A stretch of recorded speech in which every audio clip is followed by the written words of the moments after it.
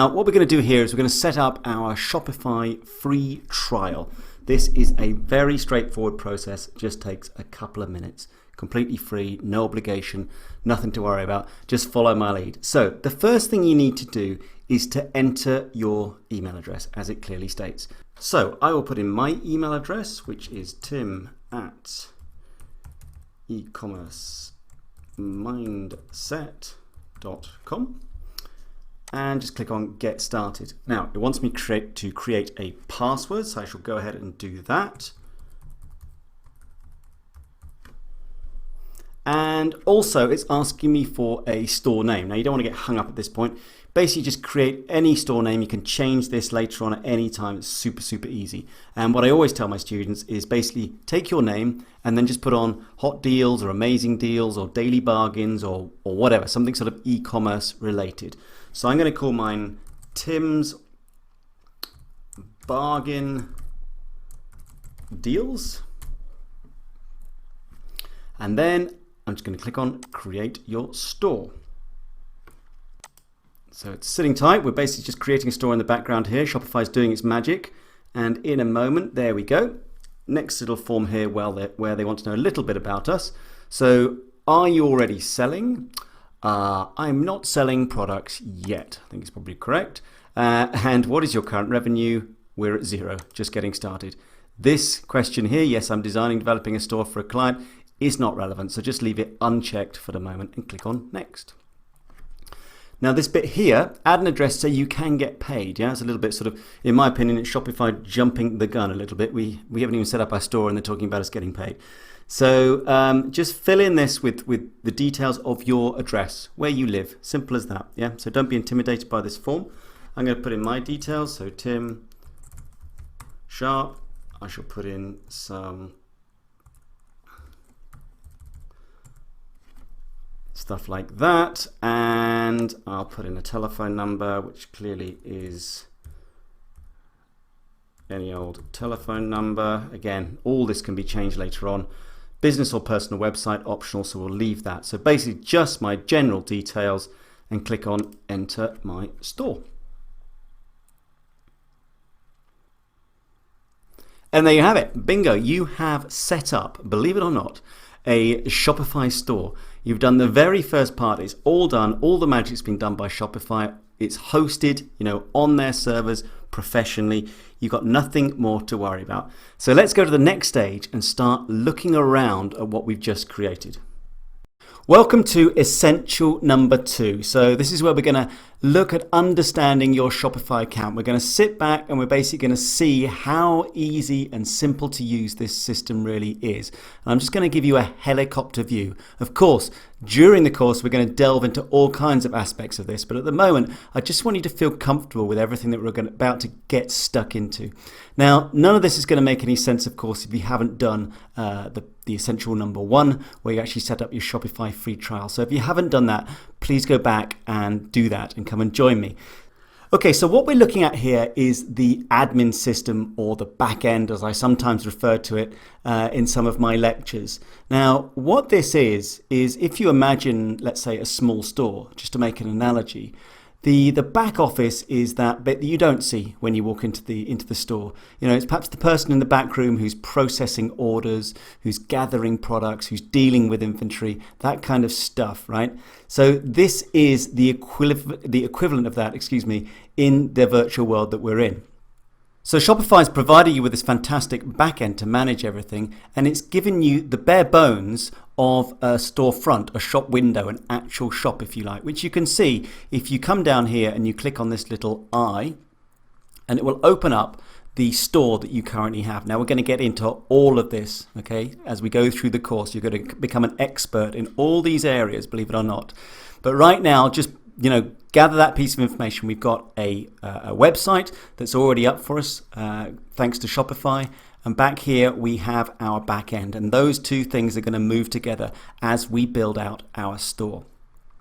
Now, before we delve into some of the details of exactly how this works, I just wanted to draw your attention to what you'll be looking at now, which is select a plan and how many days you have left of your free trial. Now, I don't want you to take any notice of this at the moment. Yeah, there's no need to select a plan. Obviously, Shopify is a business. Obviously, there's a paying part to Shopify, which they're very keen for you to get involved with as soon as possible. But we've got a free trial here. We want to get the full benefit of it, and I will take you through the plans at a later stage during the course. Okay? So let's get into just a little bit of detail about exactly how this admin system is laid out. So as I'm sure you've gathered already, over here we have a menu, and over here we have the screen, which is obviously going to pop up depending on what we select in our menu. And at the top here, we have a search bar, which if you click on it, you're going to be able to search whatever you want throughout the admin system. So let's have a look at the logic of this menu here on the left-hand side, which you're going to get very, very familiar with as we go through this course. Now, the idea is that at the top here, you have a bunch of things which are basically common to any kind of e-commerce activity you might do. All right. So every e-commerce activity is going to have orders. There are going to be products for sale. There are going to be customers. Yeah, there'll also be analytics to look at and apps and things which we'll get into later. But certainly orders, products and customers. It doesn't matter what you do in e-commerce or in commerce in general, those three things are going to be common throughout. So that's why they're up there in that top menu. Now, as we come down, we have this title here, which is sales channels. Okay, and we currently have one sales channel, an online store. In other words, there's one way for people to buy things from our business right now, and that's through an online store. And this course is going to be focused on building an online store because that's where 99% of your sales are probably going to come from. But you can add other sales channels. You know, if I were to click on this, up pops this window where there are other places where I could actually place my products. I could put them on Amazon. I could create a buy button on some websites. I could put it on BuzzFeed. I could put a button on Facebook. Yeah, you can see that these are sales channels. They're points of contact. There are ways that people are going to see our products in different areas. And again, we'll get into all of this stuff. So that's what we have here. We have one sales channel, which is our online store. And then way down the bottom here, we have settings. Now, settings are something that people tend to overlook when they first set up their Shopify store. You know, they'll get into adding products and making the store look pretty, and then they'll get problems down the road, and they don't understand why. And it's often because the settings haven't been done properly. So we're going to get into that. We're going to get into the whole settings thing as the next section of this course. So congratulations, you've got Shopify set up here. You've got your first good idea of how this whole admin system is going to work, and you're on your first step to becoming a Shopify guru. So as I just mentioned in the previous lecture, we're now going to have a look at the settings. Now, I know this is boring. I know it's not what you want to get into straight away, right? You want to start building out a fantastic looking store and adding products and all that kind of good stuff. But the settings are overlooked so often, and then later on, as I said before, down the road, people wonder why, for example, they can't figure out the shipping rates or their payment providers or whatever it might be. And it's all in the settings. So let's get into it. Let's get into the general settings to start with. So I've just clicked on settings there. I'm on the settings page, and let's click on general. Now, these are just setting up your, really are your general settings, right? You've got your store name. Now, notice this is editable. You can change this. As I said before, when you were setting up your Shopify free trial, you can change the name of this at any stage if you want. So I could change this into Tim's, superb deals or whatever, should I fancy it. This is your account email and your customer email. Now, this is how your customers are going to see you. This is where your notification emails are going to come from. So when somebody buys something from your Shopify store, for example, the email that they're going to see it coming from is going to be this email. Now you've got your store address. Now you remember when I set this thing up, I just chucked in, basically any old thing. I don't live at this address here at all, as you can probably tell from my accent. But when you do get to the point of setting up a business, or if you're setting up a business for somebody else, then you're going to need to add this in here at this stage, the actual address of the store. Now, you might be thinking, well, in a virtual world, it doesn't really have an address.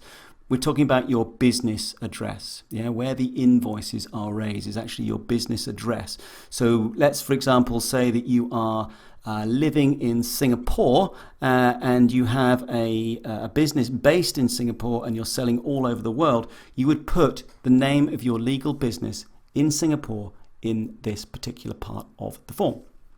And then if we come down here, lastly, we have standards and formats. Now, this is more just for reporting, for your point of view, okay? The time zone. Basically just make sure it's the time zone that you are in.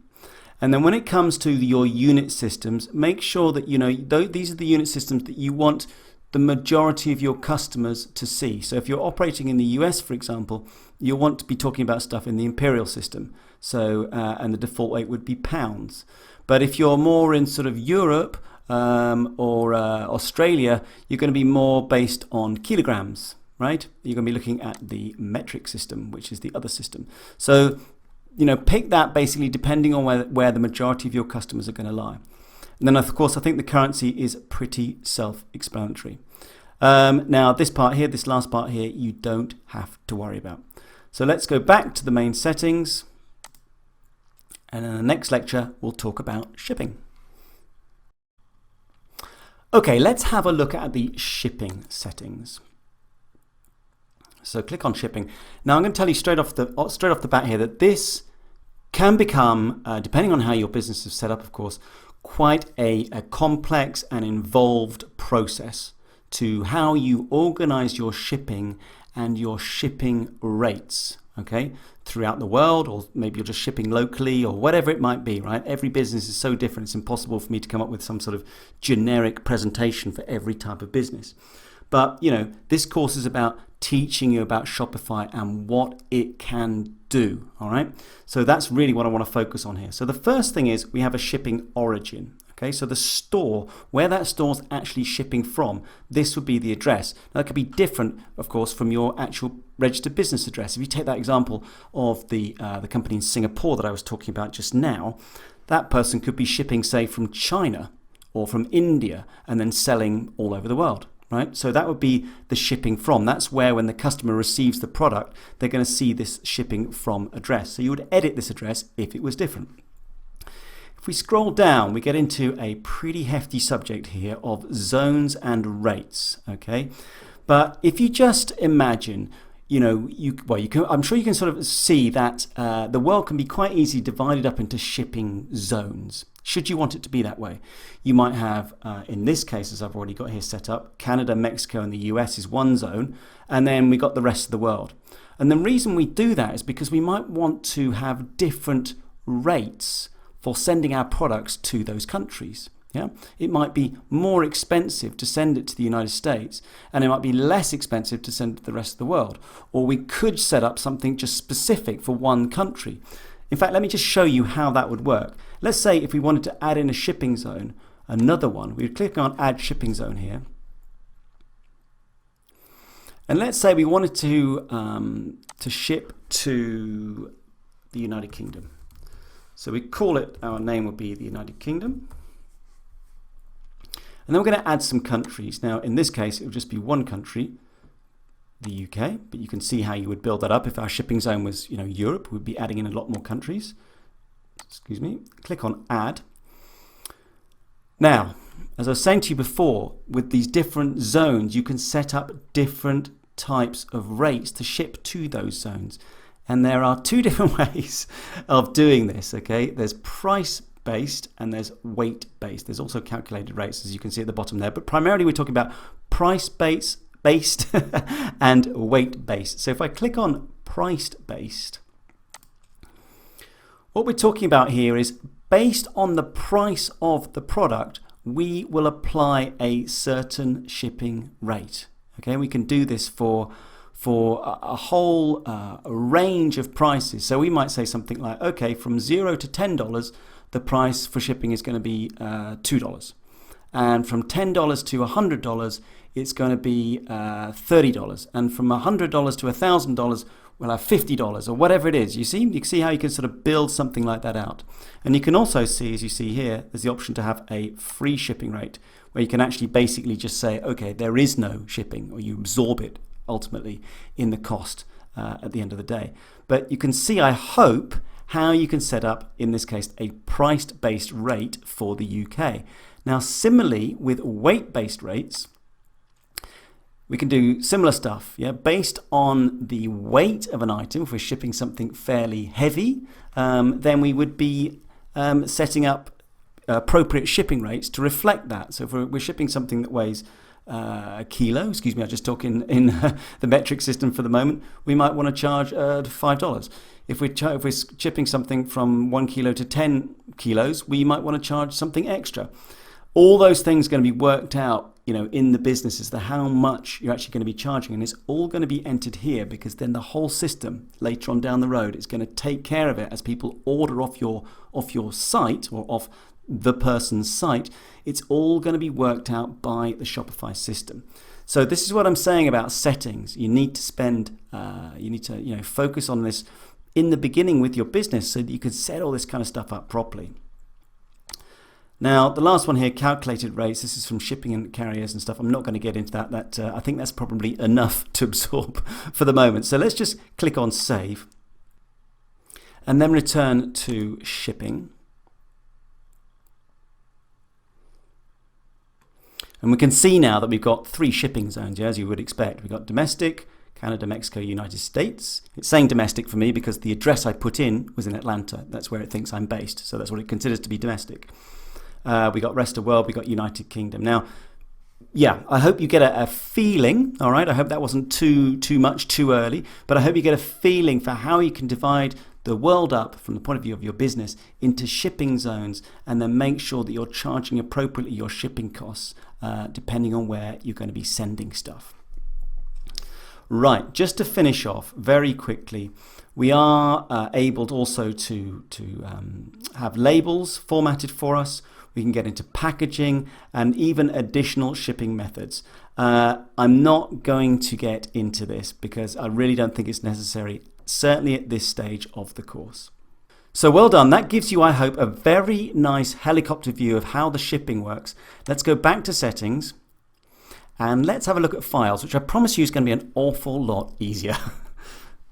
Okay, so let's have a look at the next setting, which is files. Now, if you're thinking, my God, this course is very boring, I promise you that things will get more exciting as we go along, but we just need to, I just want to make you aware of this dull stuff just to get going. So please bear with me. This is kind of very essential. It's very important. So anyway, here we are on files. This is easy. It's basically just an area where you are going to store all of your images and all of your videos and any other documents you might upload or have during the course of your store. You're going to find it all here if you're looking for it in the future. And of course you can upload stuff. So let me just upload something quickly, show you how that would look. So there we go, I just picked a random image off my computer and yeah, there we go, there's an image and all your other files are going to appear here in a very nice ordered fashion. So that's that. Let's head back to settings. The next one we're going to get into is payments. Okay, so payments are, again, another pretty hefty subject, but obviously there's not much point in having a store if you can't actually get paid, right? So you need to add in some sort of payment provider, somebody who's going to take care of those credit card payments in particular, which is where most of your payments are going to be processed through. So you can see from the very beginning here, we got accept credit cards, and then it starts to talk about Shopify payments. Now, you're going to learn a lot about this because Shopify payments is imaginatively enough, surprisingly enough, the payment system provided by Shopify. Yeah, that's the name they come up with, Shopify payments. So anyway, at least it says exactly what it does on the tin. Now, if you can get Shopify payments, then that's great because it's easy to set up, and in fact, it's pretty much the lowest fees you will get out of any provider. But the problem is that you need to really be based in the US for that to happen. It's not a globally available solution.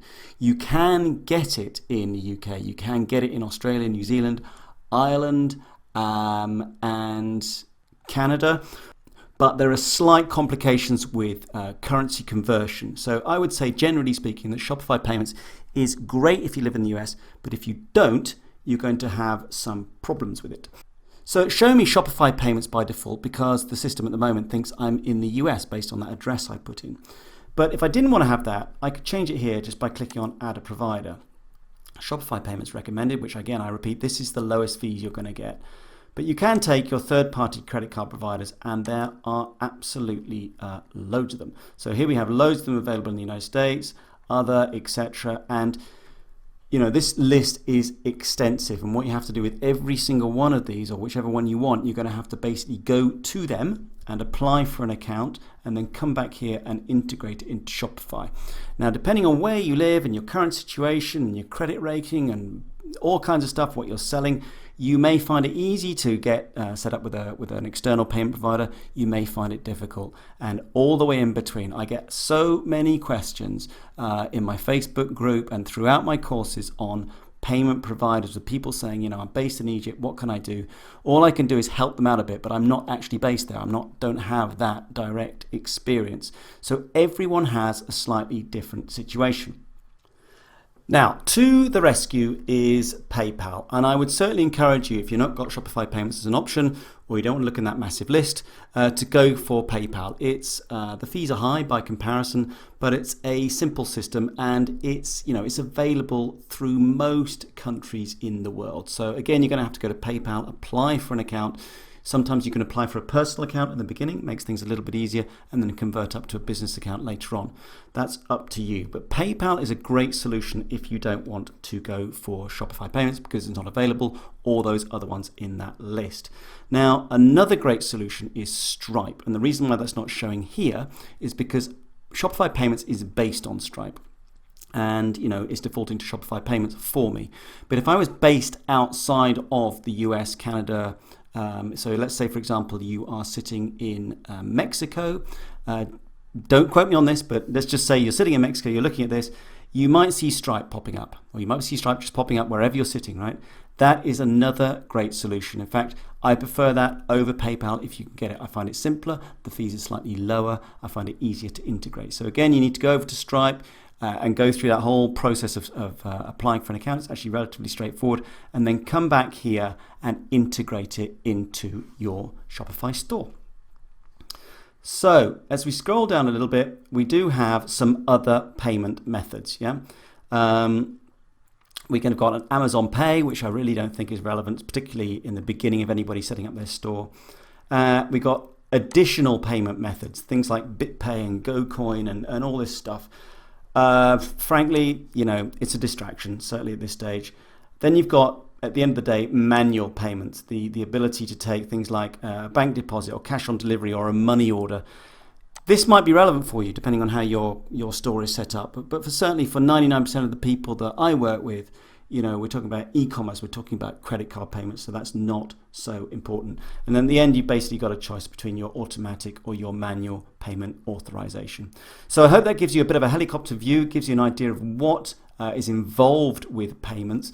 And really, I think the takeaway here is that the onus is on you. You need to basically go and see what's available in your country. You need to apply for the appropriate account in your country, and then come back and integrate it here into Shopify, and then you'll be able to start taking payments on your store. Taxes, the thing we all hate, but yeah, a necessary evil. Now, if we go into taxes, again, clearly this is a monster subject, but all we need to know is that Shopify gives you the chance, the opportunity here, the ability to add in different tax rates for pretty much anything. All right, we've got a tax setting here, which is all taxes are included in my prices. Now, this is the biggest takeaway of this section. Make sure you do that. Make sure if you're going to become a Shopify developer or whatever, make sure you would advise people to do that, because the biggest turnoff by far is additional costs at the checkout. So you're buying something that you think costs $30, for example, and then you get to the checkout and you discover there's all kinds of taxes and this and that to pay, and it's the number one reason why people will run away from the checkout at the last minute. So make sure you include it, and that you do all of the complicated tax stuff behind the scenes. And it is complicated. It can get complicated, okay? I don't want you to get put off at this stage thinking, oh my God, this whole Shopify thing's a nightmare. This is just basically business. This is business. If you're going to be doing business internationally, then these are the kind of things you have to think about. And in fact, it's one of the main reasons why I advise my students, certainly in the beginning, just to deal with the US. Because in fact, the US is an awful lot easier because taxes are not charged in the same way, for example, as they are in Europe, where you have to add in France as a TVA or a VAT in the UK, which is an additional 20%. There'll be a GST, for example, in Australia, which, forgive me, I don't know the details, but it might be different depending on what state you're in. And so it goes on, but you can set it all up here. Now, this is the job for somebody who really understands taxes in these various parts of the world. So please, please, please don't get overwhelmed. I'm not even going to get into this because I'm not a tax expert, but please don't get overwhelmed, okay? Just start with, a basic, say, for example, the US customer base where the taxes are simple. And in any case, even if you are going to start selling all over the place, make sure you include that tax in your price. And just bear in mind that at some point you're going to have to pay somebody, i.e. the tax man, a portion of that, which you can work out later on. All right, so there we go. Taxes all done in, I hope, under 90 seconds, all right? Please don't stress about taxes, certainly in the beginning, but just be aware this is where you set them up. This is where you go to when you need to change all that stuff and make sure you got your taxes properly sorted out. Okay, so well done. You survived the taxes lecture. So let's have a look now at sales channels. Now, I talked about this in a previous lecture, and I pointed out that basically over here on the menu we have sales channels, and that by default we have an online store. Of course, we're in e-commerce, we're going to have an online store, that's paramount. But we can add other sales channels, and this is where you would do it. So if I click on the Add Sales Channel button here, as I showed you before, we can add in stuff to Amazon, we can go on to Facebook, we can, there's a whole bunch of stuff here. And in fact, in a later lecture, I'll dive into a few of these that I think are the most interesting and just point out what is possible. But just know for now that if you're going to manage your sales channels, if you're going to add them, if you're going to remove them, this is where you would come. So now it's time to look at the checkout. So let's click on checkout. Now, the checkout as an overall concept is super, super important, and I believe it's something that certainly newbie e-commerce people tend to overlook a bit. There's a lot of focus on the products and the look and feel of the site, etc. And the checkout is kind of a little bit neglected. It's just kind of accepted. Basically the defaults are accepted and that's it. But the number of people who will leave your store at the checkout is big. It's one of your biggest challenges is to make sure they get over that final hurdle. And I'm going to be talking about bits and pieces throughout the course on how you can basically convert your customers better at the checkout, or if they leave without paying, how you're going to get them back and all that kind of stuff. So we're going to be looking at the checkout in a lot more detail throughout the course. But at the moment, let's just have a look at these settings because they are key. Now, the first one is customer accounts. Now, if you're unsure what a customer account is, it's a bit like if you go on somewhere like Amazon and you have your Amazon account, right? You log in and it's got your address and they've stored your credit card details, and it makes the whole process easier. And it's kind of tempting, let's say, for particularly when you're starting out to think, yeah, I definitely should have a customer account. I need that. But actually, it's a mistake. In many ways, I feel it's a rookie mistake to do that because you are giving them something extra to do. If you're Amazon and you're a super well-known global brand, then you can do that. People trust you, the whole thing, it's easy. But when you're just starting out with an e-commerce store, people don't know you. And if you ask them then to create an account, it creates a hurdle for them. You're forcing them to make an account, for example. They don't really want to do it. And so they will leave. They will leave in many ways for that reason. So over here we have various options. Accounts are disabled, accounts are optional, or accounts are required. Now, certainly I can't think of any reason why you would have accounts are required necessarily unless you become massive. In the beginning, just make sure that accounts are disabled. There's no real reason. Okay. Later on, you might want to go for optional, but certainly disable, which is the default. Make sure that that's checked on. Down here, the next one is the customer contact, yeah? Again, take the default here. Customers can only check out using email. It just makes it so much easier. And in fact, you don't need their phone number, which is this other one up here. Email is super important. Again, I'm going to be talking about how to use their emails as we go through the course, but grabbing their email is what you want. You need to communicate them anyway when you get the order, but you can do cool stuff with their email later on down the road. So yeah, just make sure that it's checkout. Customers can only check out using email. Make it as smooth as possible. For the form options, again, this is all exactly by default. So just the last name, that's fine. If you really want first and last name, go for it, but last name is fine. No need for a company name. No need for that additional second line, that's optional. Shipping address, phone number, again, hidden. No real reason for it. So just take those defaults. Now, the actual order processing itself, while the customer is checking out, we want the billing address to default to the shipping address. You know, in 99% of cases, that's exactly what we have. This part here is always a little contentious. You know, ask for permission to send promotional emails to customers from your store. Now, Shopify says by default customers don't agree to receive promotional emails. I prefer, maybe I'm just a little bit more aggressive, I prefer to go for that my customer agrees to receive promotional emails, okay? I want them in my group because I want to do stuff later on. Emails are very, very valuable.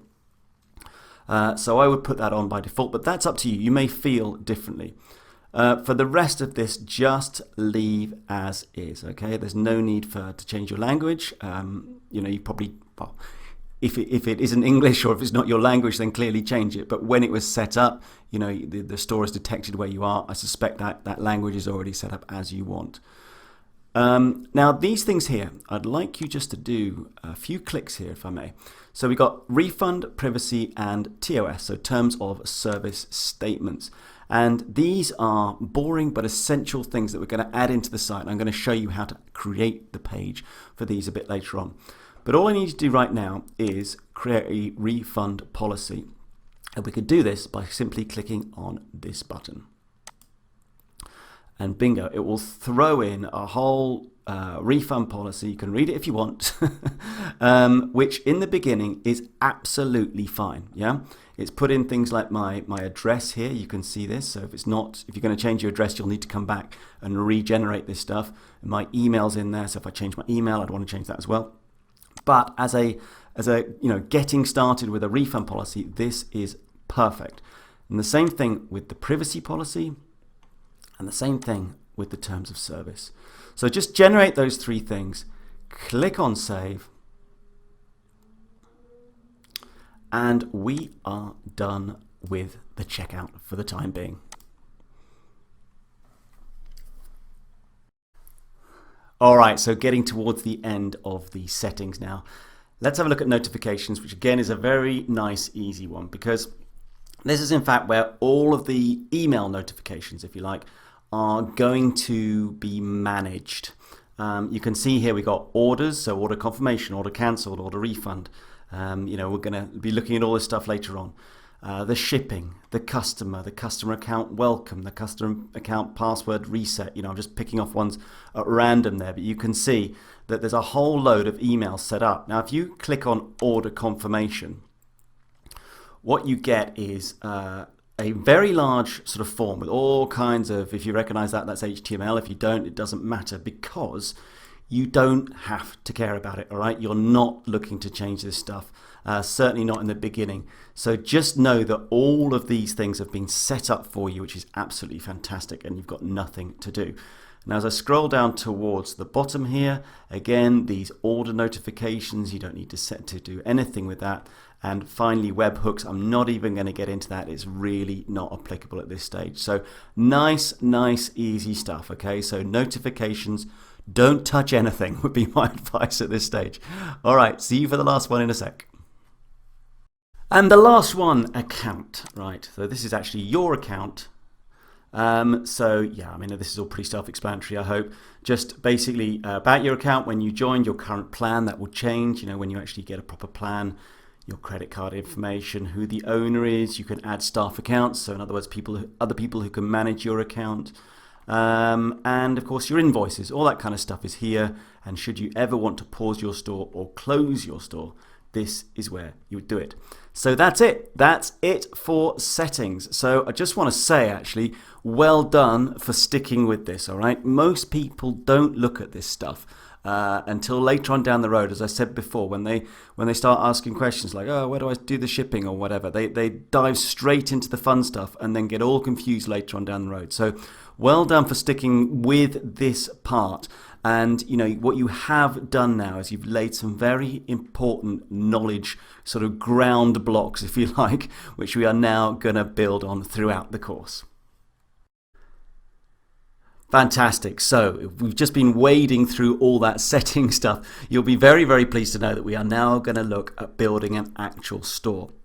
Now, the first thing I want to do is look at what we already have, what Shopify has already given for us. And I showed this to you briefly in a previous lecture, and I said I'd come back to it.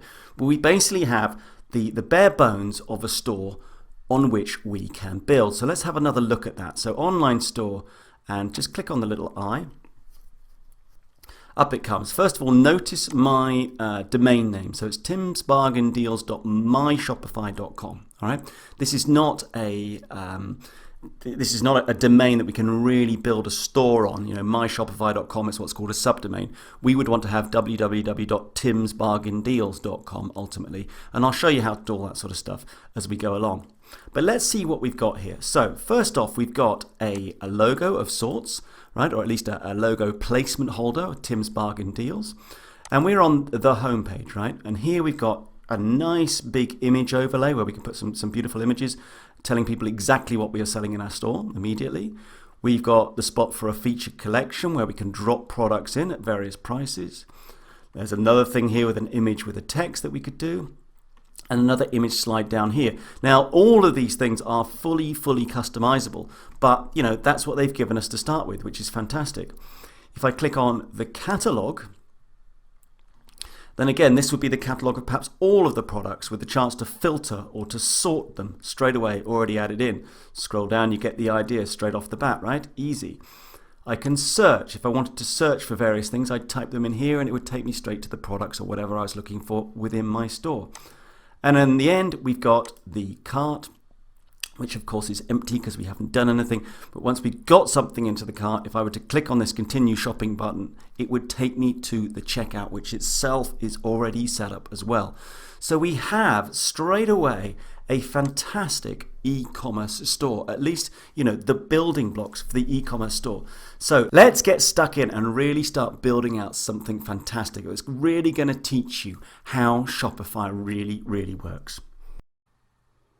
So just before we look at adding some of our first pages, I just want to look at some preferences for our online store. So if you click on the online store and you come down here towards the bottom, again, this is one of these things that gets overlooked often. Now here, you want to set some preferences. This is more just for your SEO, your search engine optimization. It's just good practice. So you want to give your homepage some sort of title. So my example here, Tim's Bargain Deals, for example, and then some sort of description like get the best daily deals in town, right? I mean, that's a really bad thing to write for SEO, but you know, it's basically just some sort of meta description that gives the search engine something to work with. This is what's going to show up in the search engine. You know, when you see the title, when you type something in Google, you see the title and then you see a little description below. That's what you would be seeing here. So just make sure this is filled in. Don't stress it at this point. Just, you know, put in something or other. You can always come back to it. So that's that. Google Analytics. Now this is where you would put in your code for Google Analytics. If you don't know what Google Analytics is, it's Google's sort of tracking system, if you like, to see who's visiting your site and from where and all that kind of stuff. Massive amounts of stats available in Google Analytics. I'm not going to go into it on this course. You can easily Google how to set all that up, and then once you get a piece of code that they give you, all you do is you come in and you paste it in here, and then you'll be able to see those analytics in the store itself.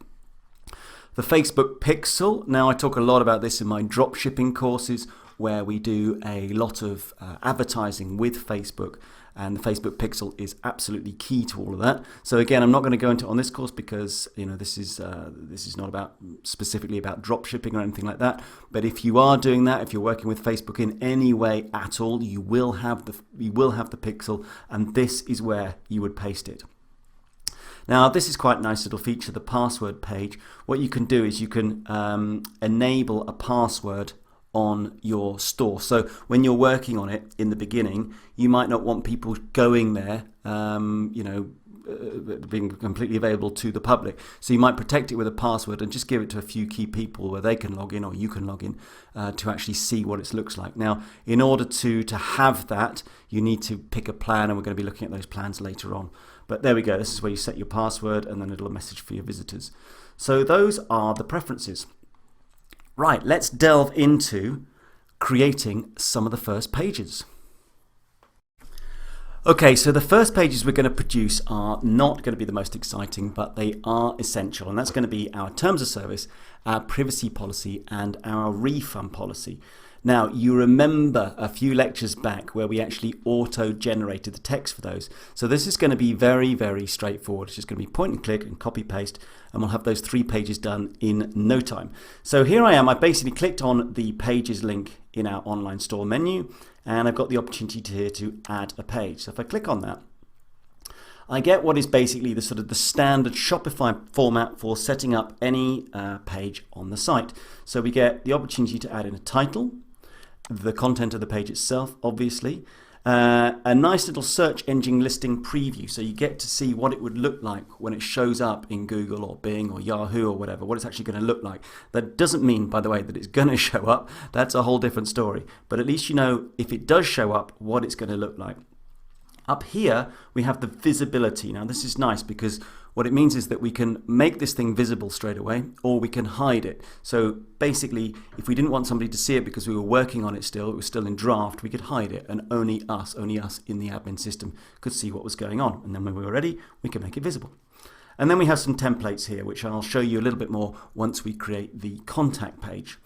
But right now, what we want to do is therefore is to create the terms of service page. So let's call it terms of service. And let's save it. Right, now you know where that content is, right? Because we spent some time in the settings. So let's click on settings and go to the checkout. Scroll to the bottom, and there we have the terms of service. So we just basically copy that, and then let's go back to the online store, back to our pages. Now here's our terms of service page that we created, so we can click on that, and then we can paste in all of that good stuff from the terms of service. Let me just scroll to the top. Okay. So there it all is, all done. If I scroll down a little bit here as well, you'll see how it's auto-populated this part, the search engine listing preview, showing you exactly what it's going to look like. So all we've got to do then is click on Save. And there we have it. That's our terms of service. If we want to see how it looks on the site, then we can click on this view thing up here. And here we go. Looks pretty good, right? Not bad at all laid out. As I say, if you want to read it, go for it. But there it is. Those are the terms of service. Now, setting up the other 2 pages, the privacy policy and the refund policy, are exactly the same process. So I'm going to go and do that. All right. I'm not going to waste your time by you watching me do it. I don't think that's necessary. And I'll see you in a sec once they are done. All right, guys, I hope you successfully created that refund policy and the privacy policy, and that you're looking at a page like this. So you've now got 3 pages for your site. So now let's look at adding an About Us page. So adding an About Us page is super easy to add. All we need to do here is click on Add Page. And then, create a title called About Us. That's really not very difficult. Now, the bit where you have to think about a little bit more, obviously, is the content, and that's going to depend very much on the sort of company that you are. If you're a big company and you're using Shopify for that, then you've probably already got some sort of about us. You can just literally copy paste into this section and you're done. If you're just starting out, the advice I always give to people is to be honest about where you are with your whole project, with your whole business. A lot of people try to make themselves look bigger than they are. You know, might even post some sort of picture of a corporate headquarter type building or something. In my mind, it's not a very good way to go. People can very quickly tell that you're a one-man band or a two-man band, or at least a very, very small business. And what I like to do, therefore, if you are in that boat, as a solopreneur, let's say, is to just tell your story. Tell your story about us. Tell them how you got here, why you're doing this, why you love the products you're selling, that kind of stuff. Use this opportunity to connect with the customer. It really, really goes a long way. It pays dividends in the long run. So there we go. I'm just going to type something very, very daft into here. In fact, what I'm going to do here is I'm going to build out a dog jewelry type business as we go along. If you've done any of my courses, you'll know that's pretty much the reoccurring theme, because it's something I did 2-3 years ago when that kind of stuff was big. And I like to use it for teaching because dog jewelry is something that everybody can grasp. So for the purpose of this course, I'm not going to bother filling in the content. This is just a bit of instructions, not a real live site. But obviously, you would need to do that. If it's your own site, then you're going to have to think about that. If you're doing it for somebody else, then you're going to have to chat with them and find out exactly what I want to write about there about us. So all I need to do now is save this. And again, if we want to view this, we can just click on that view eye there. Takes us up. And mine is, of course, blank, but hopefully yours has got some great text in there, maybe some images, and it's really starting to bring the site to life. Okay, the last sort of major page, if you like, is the Contact Us page. Obviously, you need to be able to be contacted. And there are many, many ways to set this up. You may be a bigger company and therefore you've got all kinds of telephone numbers and all kinds of email addresses. Or you may be a very, very small company just starting out, in which case you've probably just got one email address and probably no phone number whatsoever. And in fact, I generally advise people when you're starting out, just keep it really simple.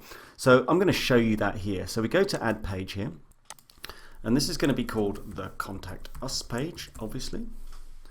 And in this content here, I'm just going to type a very quick phrase that says something like, please use the form below to contact us. Okay? Because in fact, this one can be a little bit different, because what we're going to do here is we're going to change this template here from the page to page.contact. That's going to do a little bit of magic for us. It's actually going to embed a form straight into our Contact Us page where people can contact us, which is absolutely fantastic. So if I click Save on this now, and then view the page, here we go. Straight away, we've got it. Contact us. Please use the form below to contact us. The name, the email, the phone number, and the message, and send. And that's going to be sent straight to your email address, which is fantastic. Now, this is just one example of how you might want to set up a Contact Us page. Often I'll say to people, maybe don't do it this way and just put your email address or perhaps a sales at and a billing at and inquiries at type email addresses, so you can divide up logically how you want people to get in contact with you. But yeah, you need some form of Contact Us. Now, if you were going to just do it as basic text, you wouldn't choose, let me just go back to the Contact Us form, you wouldn't be choosing this template suffix as page.contact. You'd be choosing page, and then you just write whatever you want in here. All right. So very, very simple to set up that Contact Us page. So brilliant. If you got to this point, fantastic. You should be looking at this page when you click on pages, and you'll see that you've got 5 pages already created. So absolutely fantastic. Now, if we go over to the store that we have now, you may have noticed that we can't actually locate any of these pages. We don't have the ability to click on a menu anywhere. So that's what we're going to do right now. We're going to add this into a menu, start building out the navigation system. All right. So we'll come back to our pages here, and we're going to click on navigation. Now, Shopify provides for us a footer menu and a main menu. All right. So if we look at this, I'll take the main menu to start with. So we've got main menu, which has the home and catalog menu items currently. So if we go up here, we'll see that correlates with this, home and catalog. And in the footer menu, we've got a search. So the footer menu being at the bottom, if I scroll down, here's our search. So that's how we're currently set up. Now, obviously, all of this is configurable, and that's what we're going to do now. So let me add in to the main menu here. And what I want to do is add in to that menu the About Us and the Contact Us pages. All right, so we can find them very easily from the top of the site. So to do that, we just click on Add Menu Item. Now, I'm just going to call this simply About Us. This would be the name of the link, okay? And then the link itself, if I click in this, I get to choose from a bunch of stuff here. So I'm going to choose Pages, and then I'm going to take the About Us page, and I'm going to add it in. And then I'm going to do the same thing for the Contact Us. So I'm going to call this Contact Us, and take my Contact Us page and add that in. And now I'm going to save it. All right, now if we go back to the site here now and refresh, let me just scroll to the top of the screen. So this is what we had before with home and catalog. And now I refresh, check it out. We now have home, catalog, About Us and Contact Us. So if I click on About Us, here's About Us. You remember I didn't put anything in, but hopefully you have. And Contact Us, we did the form. So now we've associated both of those pages. Let's go back and do the same thing now for our 3 pages, our privacy policy, our terms of service, and our refund policy. Now, I don't really want those at the top of the site, so I'm going to put those down towards the bottom. They're not quite as important. I don't want people to see that continuously. So let's go back to navigation. Let's go to the footer menu. I'm going to go through exactly the same process here. So I've got my privacy policy. I want to take the privacy policy page, add that in. Then I want to add in the terms of service. And I will take my terms of service page. And lastly, I'm going to have my refund policy. You know, just to be clear here, this name could be anything. It could say, click here to see our refund policy or whatever. You know, whatever you choose here. I'm just using refund policy just to keep it simple. So now we take the link, we take pages, we take the refund policy, we add it in, and we save the menu. And once we've done that, we'll go back to the site. We'll go to the home page and scroll down the bottom. And as you might expect, here are those pages. So if I click on, for example, the terms of service, up pops our terms of service. So brilliant. So we're starting now to build out a navigation system. Now, clearly you could design this however you want, right? This is a completely flexible system. And of course, you're not just limited to a main menu and a footer menu. So at this stage, I would say, you know, have a think about how you would want your site to look, or for you, again, if you're designing for somebody else, how they might want their site to look, because you have full flexibility here. If we just go back to the menus themselves, to the navigation, you can see that we can, you know, add a menu very simply if we wanted to, just by clicking on Add Menu and create a completely new menu. Yeah. Another thing we can do is, you know, I've left the search things in here, and I've left the home and catalog up here in the main menu. Those were the defaults. You might want to take those out. And we also have the ability to create nested menus, which I'll also come back to as we build out this site. But the point right now, as I've been saying, is you have full flexibility to build out a very, very cool navigation system very, very easily. So it's entirely up to you how you want to design it, and then Shopify is going to give you the tools to make that happen. So a fantastic way to become an authority in something, or increase your customer retention, and of course get lots of organic SEO, is to create a blog. Now, I'm sure everybody knows what a blog is, so I'm not going to get into that description. And Shopify, enables us to create a blog very, very easily. So it's definitely worth spending just a few minutes having a look at how that would work, just so that you're aware. So here I am. I've basically clicked on a blog post in our menu down here, and I'm prompted to create basically my first blog post. So let's click on this button. Now let's imagine we've got a blog going for product reviews that we bring out. Okay.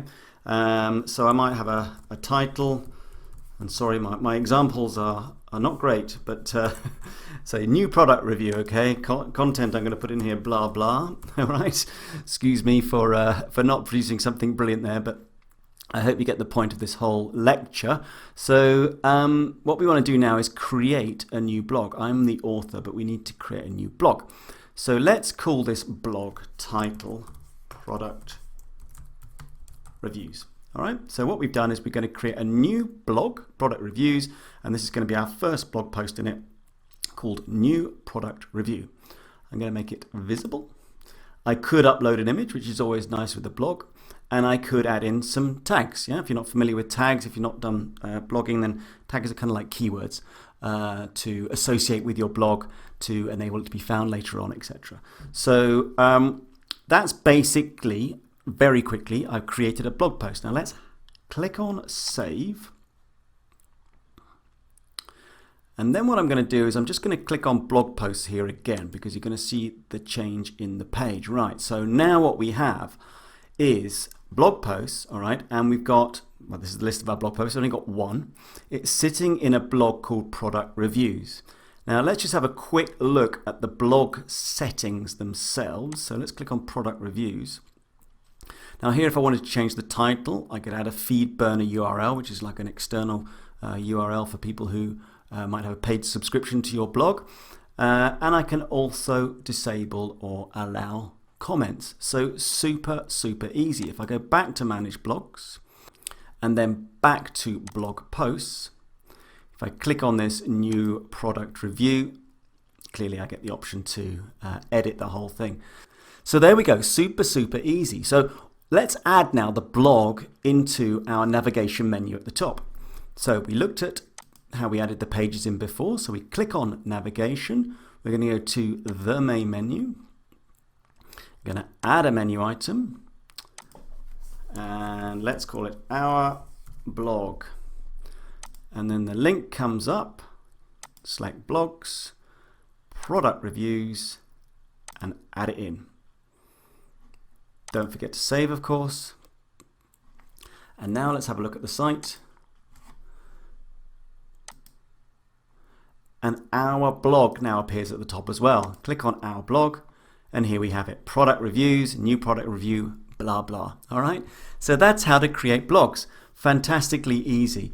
Now let's just go back to the admin stage now, because we've come to the end of this particular section, and what we've looked at in this menu so far are the preferences. We looked at navigation, we've looked at adding pages, and we've looked at blog posts.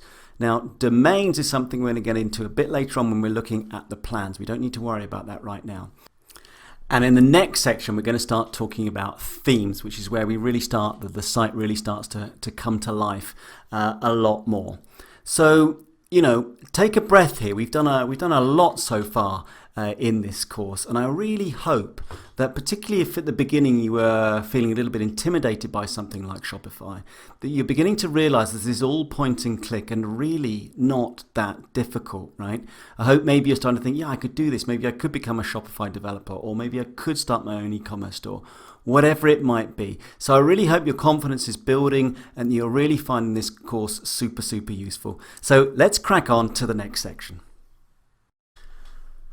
Hi guys, welcome back. So as I said in the previous lecture, we're now going to start talking about themes. And the first question we want to answer is, what is a theme, if you're not familiar with the concept? So I like to think of the theme as the window display, all right, on your store, the design of the window display, if you like. Okay, so it's kind of like the first thing you look at, the first impression you get of the store. Then you go into the store, that's kind of like the website with all the products laid out and what have you. And then you've got the back end, which is this back end stuff that we're looking at now, the back office. So yeah, this is the theme is what I like to think of as the window display. I hope that helps you sort of conceptualize it as well. It just helps you sort of clarify how this is going to work. So when we get Shopify straight out of the box like this, we get a theme called the debut theme. All right, you can see it here, the debut theme, and you'll see that that correlates exactly with what we are seeing here, right? And every theme is customizable. Obviously, we're not going to have a store with image with text overlay written on it. So what we're able to do is click on this customize button, and you will see that everything will change. So here we go on the left-hand side, there's a whole new menu here, and this is a preview pane. Now what we can do here is we can make adjustments on this side. So just as a very quick example, let's take that image with text overlay. If I clicked on that and scroll down, I could change the heading to something like new heading, right? Just as a silly example. But you see how as I type, this thing is changing straight away over here on the right hand side. And that's the same all the way down with various things that we can do with the theme. Now, I'm not going to save what I've just done because the debut theme itself is a very, very simple theme, and it's not really something that we would use to build out an e-commerce store. It's a great start, but it's not really something that we would use. So in the next lecture, we're going to look at all kinds of different themes and how we might apply them to our store to start making it look really, really cool. So let's have a look and see what other themes are available, because this is really quite a big subject. So if I'm on the themes page here, if I scroll down, we have basically free themes and we have the Shopify theme store. All right, so we get some completely free ones that we can get to play around with, and then the Shopify theme store, there are free ones in there as well, but there's also a lot of paying ones because people develop themes and then put them on the Shopify theme store where we can buy them. Now, a theme should represent the theme of your store, right? That's the whole point. That's where the name comes from. So if you were selling, outdoor clothing, for example, you might want a particular theme. If you were selling candles, you might want another theme. If you were selling dog collars, you might want another theme. So it's a good idea just to sort of spend time browsing through themes and deciding which one best represents your store. But let's have a look at some anyway and see exactly how you would work, how they would work, and how you would apply them to your store. So let's go on to explore free themes just for the moment. Now we get a handful of free themes here, excuse me. We've got minimal, simple, pop, and all these things, right? And you can see that each one is really quite different. You know, that's why I like to refer to it as the kind of the window display. That's my analogy. This one here looks like it's probably more set up for clothing, for example. This one over here looks a bit more clothing as well. This one perhaps a more sort of a wine. I don't know. You can see there's various different looks and feels to this whole thing. So let's say I wanted to implement, I take anything, right? Let's take the simple theme. So I select it, it tells me a little bit about it, its features, and then it's got two styles, light and beauty. If I click on beauty, it looks a little bit different. Light looks like that.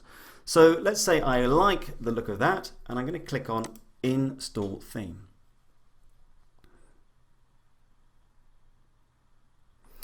Now, once that's done, it says you successfully installed simple. All right, and if I scroll down here, I've now got this extra bit, theme name simple, and I got some actions. So if I want to make that happen on my site, then I need to basically click on publish and publish again. And now you see this screen refreshes. And if we take a look at the store, you'll see that that's completely changed as well. Yeah, we've got all the same stuff in here. We've still got our About Us and Contact Us and blogs, but the menu system has changed. This font has changed. The search bar's now up here. The cart's over here. The checkout's up there. If we scroll down, we've still got our privacy policy and what have you. So, you know, that's how that theme presents itself. Let's go back. Let's have a look at another theme. So let's go back to free themes. And now let's take this Brooklyn theme. Yeah, we've got classic and we've got playful, really quite different. Let's go with playful, why not? So we install the Brooklyn theme.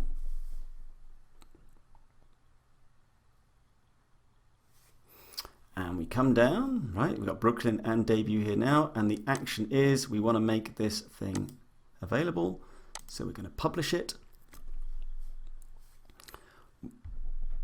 The Brooklyn theme now pops up. And if we go over here and refresh, Check it out. Again, a completely different looking store, completely different look and feel. You've even got to subscribe to our newsletter thing in here. You know, these themes come with how the designer wanted to present it. So it's very, very different. So let's go back again to here. But this time, let's go and explore the Shopify theme store. So let's visit the theme store. So, or in fact, it defaults to Brooklyn here on this one, the one that we just installed.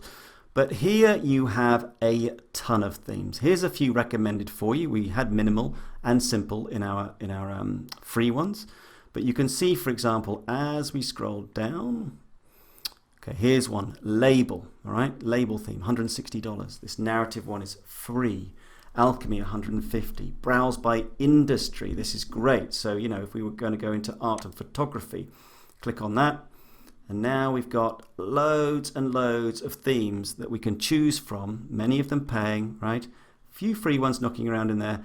But, you know, some of these themes are spectacular. And you might be thinking, well, $160, $150, whatever, that's a lot of money. But consider this is a design out of the box. I mean, if you went to a designer and said, hey, this is how I want my website to look, you'd be looking at thousands and thousands of dollars, not to mention, you know, hundreds of hours and back and forth emails and hassle and all the rest of it. This is point and click. So for $150 or $200 or whatever, it's incredible value. So I really encourage you to look around these themes, let your imagination run wild. It's amazing what's available out there. Now, because I'm doing this course like this, I'm just going to install a fairly simple theme. So I'm going to go back to Tim's Bargain Deals. And what I'm going to do is install something from the free theme store. And I'm going to take this Bliss one here, right? Sorry, it's called Pop. Bliss written up the top there. So I'm going to take Pop. And do I want toy or do I want bone? I'll go for bone. I like the look of bone. So I'm going to install Pop. And normal thing. Let's make it active. Publish it. Publish.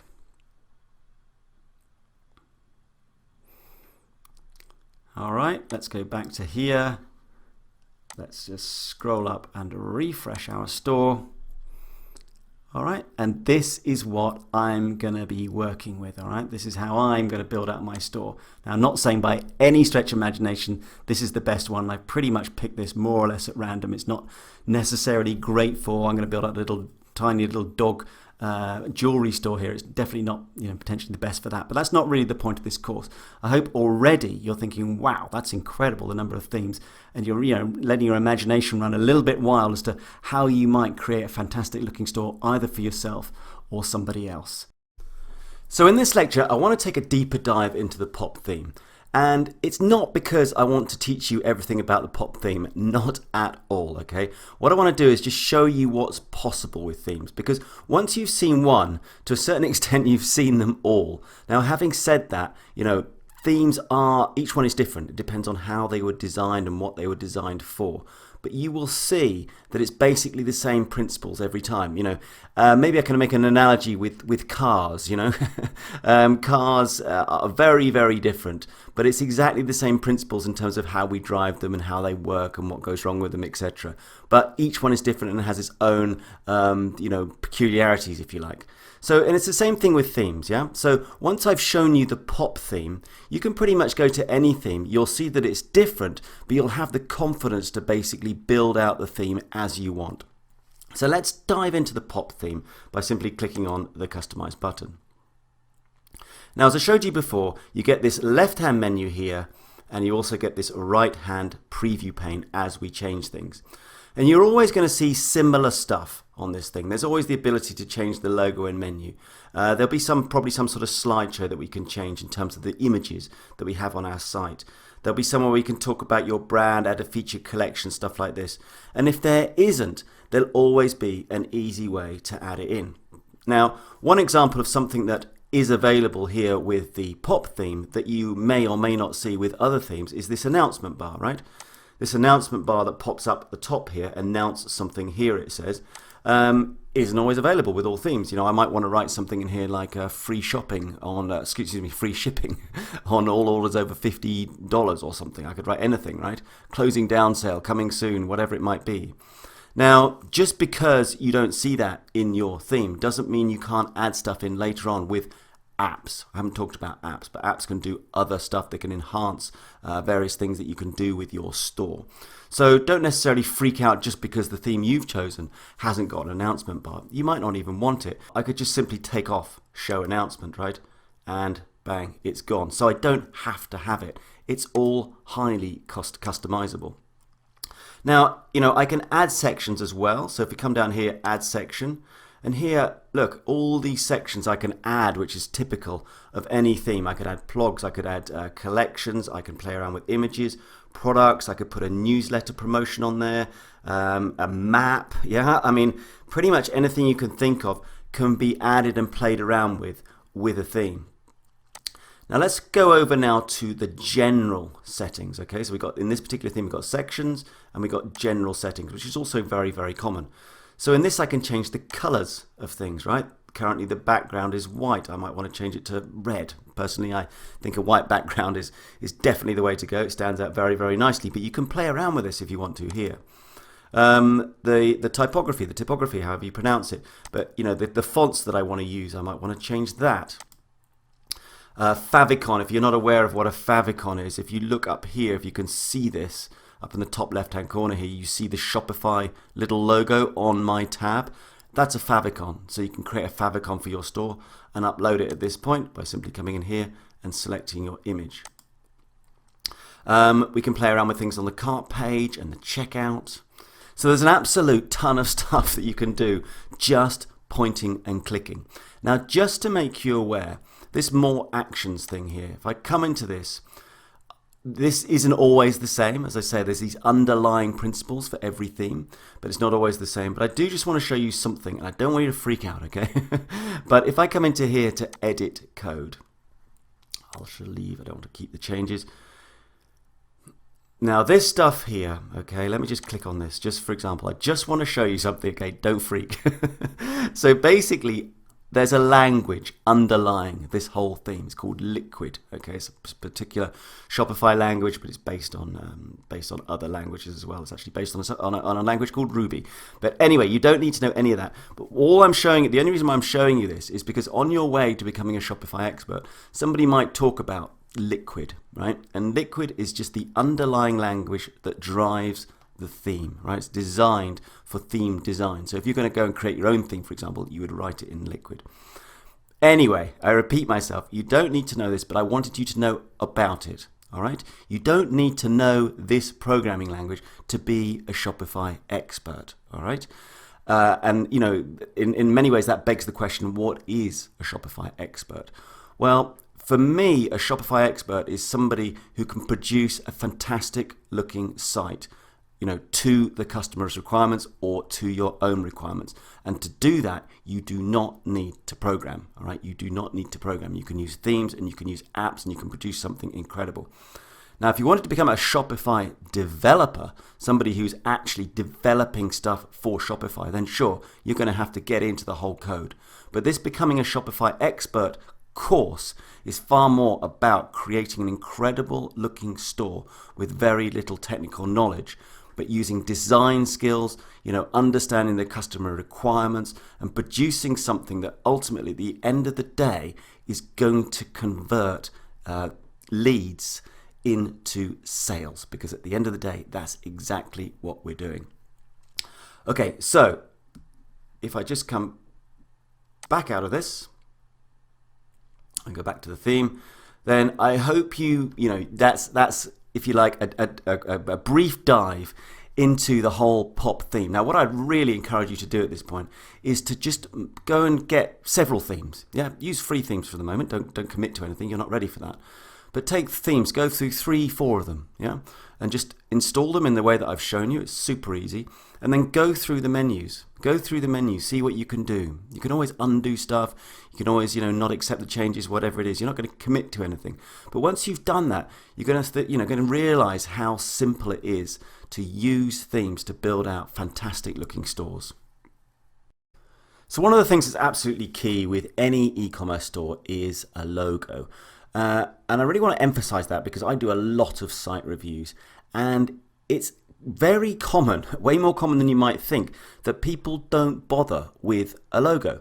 They just leave it as is. Well, you can see here I've got Tim's bargain deals wrapping around badly. Okay, it's a particularly poor example, but people just leave the text as is. And in terms of branding, that's a really, really bad decision. Okay, and getting a logo done and installed is not difficult at all. Okay, now if you're not aware, or if you're not, let's say, if you're not a designer, and I'm certainly not a designer, there are two particularly great ways to get a logo done, or even perhaps do it yourself. The first one is a site called Fiverr, which I'm sure you're familiar with. I think these days everybody knows Fiverr, where you can get stuff done for $5. And logo design. I mean, if I'm on Fiverr here now. It's Fiverr with 2 R's. If I type in here logo design, for example, into the search bar and hit return, you will see that logo design here. Look at this, 32, almost 33,000 results. Okay, you also notice a lot of these are popping up at higher than $5, but trust me, you will get an amazing logo designed for $5. So if you've really got, let's say, very little time, you're not a great designer, you don't have anything in mind, find somebody on here. You'll be blown away by what some people can produce for very, very little money. Now, if you feel like you want to do it yourself, this is a great tool that I've used for many things. In fact, Canva, which you may well have heard of as well, Canva. And I'm actually logged into my account here. I do a lot of stuff with this. It's completely free. There are some paying add-ons, but you can do a massive amount for free. And there's all kinds of stuff you can do here. YouTube thumbnail, YouTube channel art, etc. And logo, right? And if I click on logo, and this isn't going to be a Canva course, but you will see that basically I've got things like layouts here that I can choose. Look at these already. I've got some pretty cool looking logos without doing anything. I can, there's various elements. I can change text and background, etc. So Canva is not only is it super powerful, but it's really cool. It's good fun to play around and come up with some great ideas. And what you could do is combine the two. You could come up with a design here on Canva which you think is kind of what you want, but it's not quite. And then you could go on to Fiverr and send it to somebody and say, look, this is kind of more or less what I'm looking for. Please, polish it up, make it look super great. So, very easy to do a logo. So let me go back to Shopify here, and then once you've got that logo, for example, in the pop theme, they're all, as I said in the previous lecture, very, very similar at this point, but just click on the logo and select the image. So I'm going to go onto my desktop, grab the image for this store, okay, which is going to be called Dog Adorer, as in, people who love dogs. And I shall see you in a moment once I've installed it. Okay, so here we are. Here's my logo. I actually got this designed on Fiverr for a Fiverr. And it's got Dog Adorer, a little woman cuddling a dog. Products for people who adore dogs. Yeah, not bad. Sits there quite nicely. It's a great start. So I'm now going to just save this.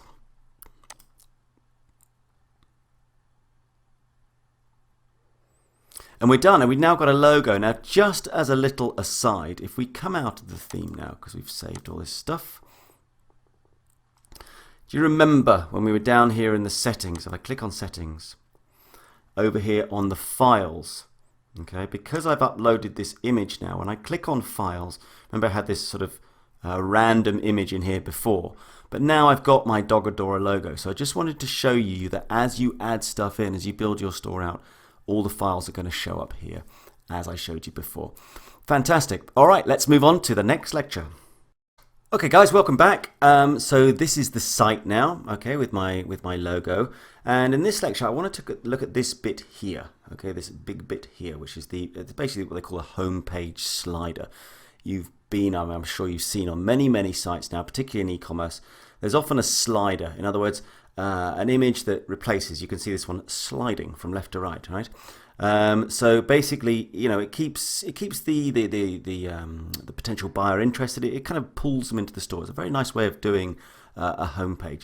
So I want to have a look at that in the context of this store.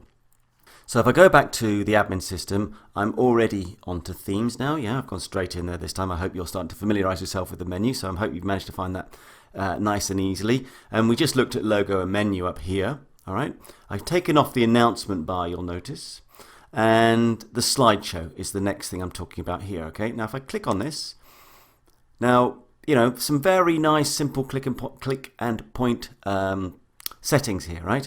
So I can change the slide every however many seconds I want. I can actually change the transition effect from slide to fade, should I want to, yeah? Very nice, auto-rotate the slides, you know, this kind of stuff. And then, of course, the slides themselves down here. And at the moment, it's alternating between two default slides, you may notice. But I could add many, yeah? And what I suggest is, just on that subject, little aside, don't be tempted to add in let's say more than 5. And the reason for that is that you have to think about the speed of loading of your site.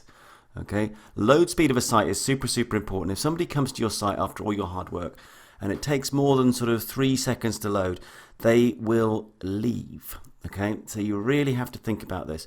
And with any image, in fact, any logo, any images that you load up onto your site, you need to make sure that they are as efficient as possible. All right. Later on, I'll show you a nice little site that enables you to test the load speed of your site, because it really is very important. Anyway, so here, I'm actually just going to have one slide at the moment. So it's not exactly going to be a slideshow, as more just one slide. And the reason for that is because I'm going to put up one slide that sort of says immediately something about my store, which I thoroughly recommend as well. And then what I like to do is the other slides, I actually like them to be products, so people get an immediate idea of what this store is about. Now, we haven't got onto products yet. We're not far away. We haven't added any products to this store.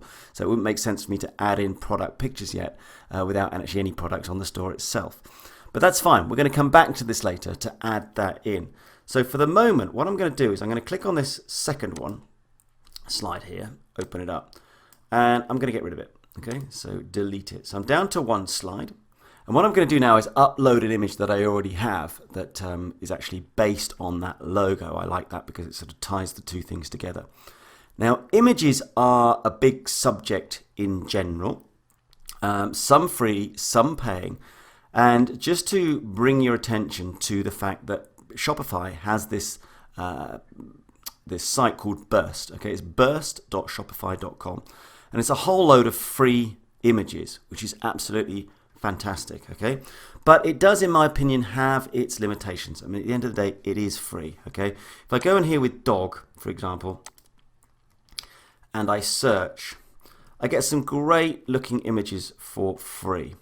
But you'll notice that 81 photos came up, 81 photos. That's not exactly a huge number of images. Now, I suspect they're adding to this.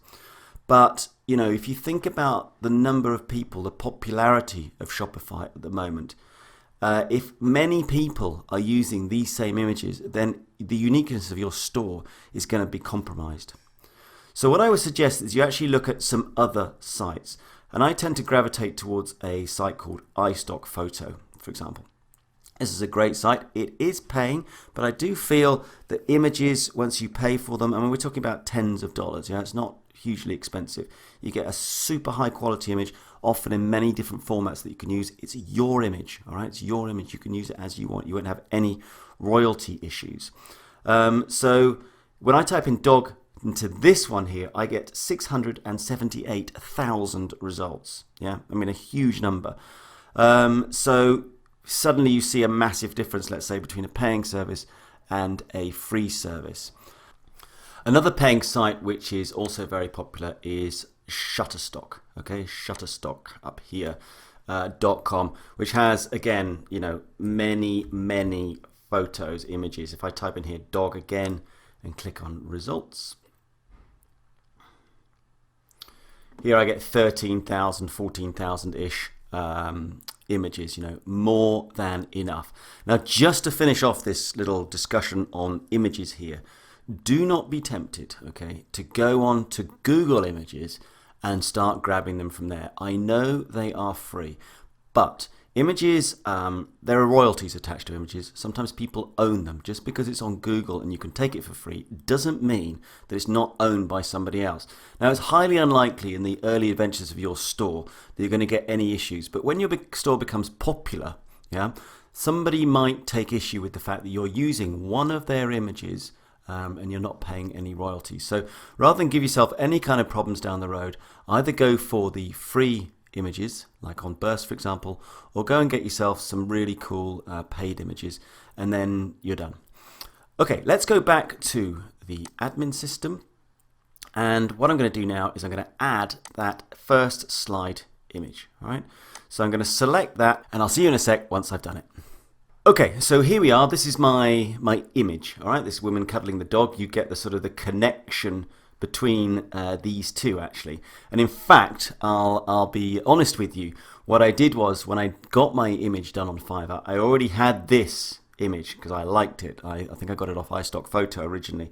I liked it, and I actually sent that to the designer and said, can you produce some sort of logo around that? So that's another way of doing it to inspire your designer.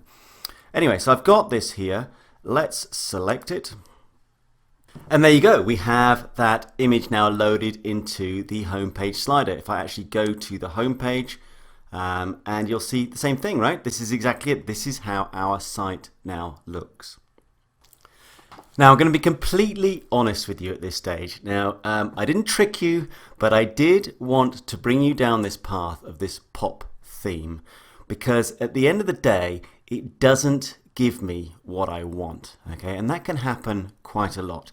If I look at this homepage now, it's not saying really e-commerce to me. It's not drawing my customer in any way. You know, I would really like to have some text which I could perhaps put over this image, for example, that says what my store is. Maybe a button that can take them straight into the store.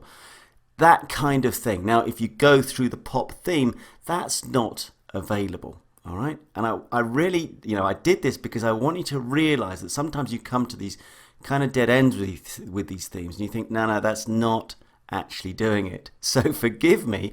I hope you don't feel tricked in any way. I hope this is a part of the learning experience of what I'm trying to teach you.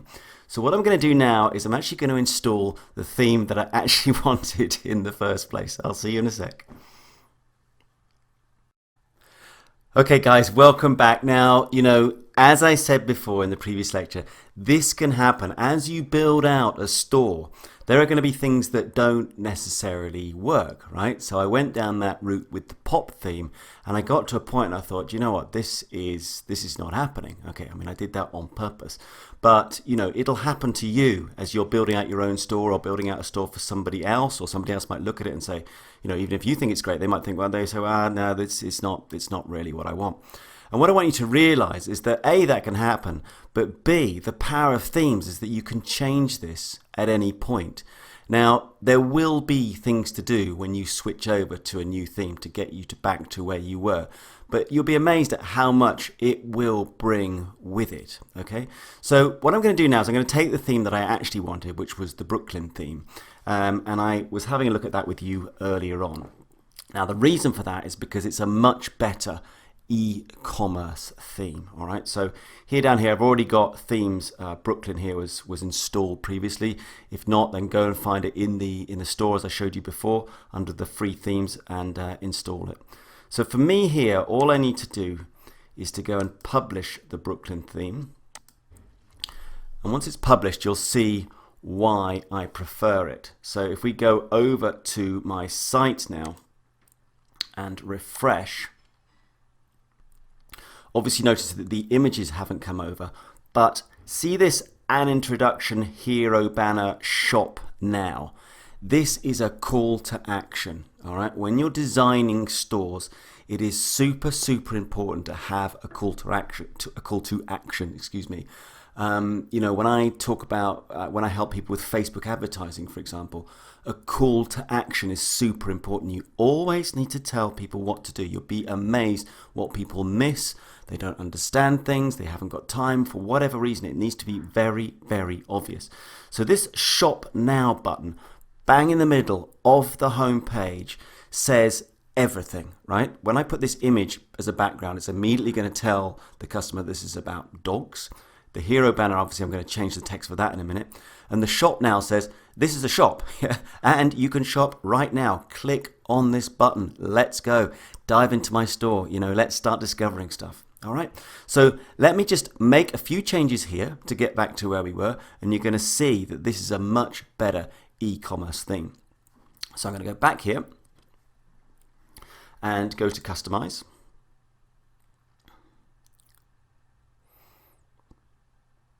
All right, now remember as well, previously when I was giving you a little tour of the pop theme, I was saying that between themes, there are many, many similar things, yeah? Although each one is slightly different. And you can see here, it's the same stuff, right? Settings, the general settings, the more actions. I took you into the edit code stuff. But basically, this is the same principle. Now, the things in this menu are slightly different because the theme is slightly different. But it's all there. Right? So let's first of all put our logo back in that we had. So if I click on the header, I'm going to select the image. It's already uploaded this time, so now I just select it and click on save. Right, now let's go back. Now we have the same concept of a slideshow, so we're going to click on slideshow and we're going to add in a slide. Yeah, I mean, I've just got the one slide here, so I'll just click on this. I'm going to select my image, which is the woman cuddling the dog. I'm going to select that. All right. And I'm going to click on save. Right, now this is now, I hope you think that this is now starting to look a lot more like an e-commerce store. Let's actually go back and have a look at the site. Let's come out of all this stuff here, click on the little eye. All right, so do you see? Oh, well, I hope you see. I hope you agree with me. You don't necessarily have to, right? But for me, this is much more e-commerce. Imagine now, I mean, you've been looking at these images for a little while, so you'll get a little bit blind to them. But, go away, have a break or whatever, or show somebody else and just say, what does this store say to you? What is this about? I'm going to change this text hero banner in a moment. But, immediately it says dogs, right? It says affection. We've got the logo, products for people who adore dogs. People probably won't read that small text. You might want to play with the logo a bit, for example, make it a bit smaller. I don't know. That's entirely subjective. That's entirely up to you. But it says much more. Now within what was that, 2 clicks or something, I've re-uploaded the images and we're back with a store that looks way, way better. Now you might not think that this is perfect for you. So go ahead, go and choose another theme. Maybe there's a paid theme, maybe you've been recommended a theme by somebody who's done this kind of stuff.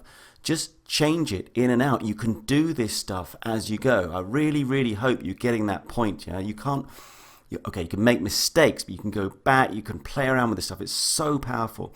If I scroll down here now, I've got all the stuff that I want. I've got my feature collections. This time I get to subscribe to our newsletter, which is quite nice. I don't have to have it, obviously.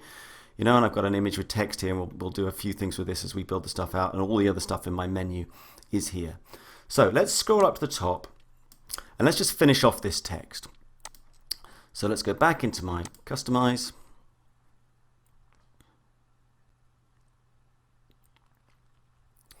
And go to the slideshow, go to that slide. Now this is where I get to overlay some text. So I'm going to write something in here fairly simple just for this demonstration purposes, but I could write welcome to Dog Adorer. Okay, and then in the hero banner I could write the store